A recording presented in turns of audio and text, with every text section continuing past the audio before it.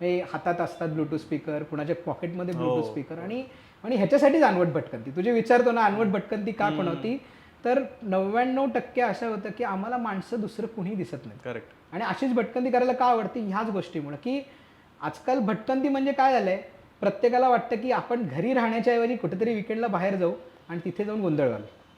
मग ते कोणी स्पीकरवरती मोठमोठ्यांनी गाणी म्हणत असतं किंवा गाणी ऐकत असतं.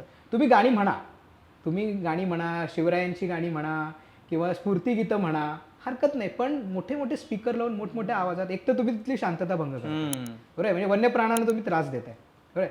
आता मगाशी तुला म्हणलं की तो बिबट्या गेला आम्ही गोंधळ केल्यामुळं, पण ह्याचा अर्थ तुम्ही गाणी लावणं असं नाही. पण इथं आजकाल असं झालंय ना की प्रत्येकाच्या हातात ब्लूटूथ स्पीकर असतात, बरं. आणि असं आहे की एक गाणं इथं वेगळंच वाजत असतं, थोडं 10 फुटावर गेलं की वेगळंच गाणं वाजत असतं. म्हणजे एकाबरोबर तर लोकांबरोबर असं एन्काउंटर झालंय किंवा मी इतकं म्हणजे वाद झालेले आहेत की मी म्हणजे एक मुलगा असंच एकदा असंच फेमस किल्ल्यावरती खूप दिवसांनी जायचं म्हणून गेलो होतो आणि प्रत्येकाच्या हातात ब्लूटूथ स्पीकरवरती गाणी चालू होती.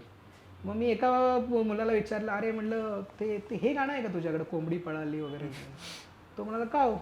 नाही म्हणलं आता एवढी जर सगळ्यांनाच गाणी ऐकवतोयस तर माझ्या आवडतं तरी गाणं ऐकव ना कमीत कमी.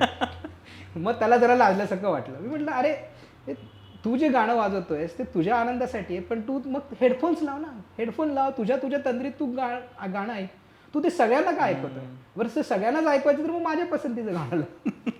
म्हणजे काय गांधीगिरी म्हणतो ना आपण, की लावू नको म्हणण्यापेक्षा तुझ्याकडे हे गाणं आहे का, ते मला आवडतं ते लाव ना जरा, आता तू माझ्याबरोबर चढतोय एवढं जोरात वाजवतोय तर ते लाव.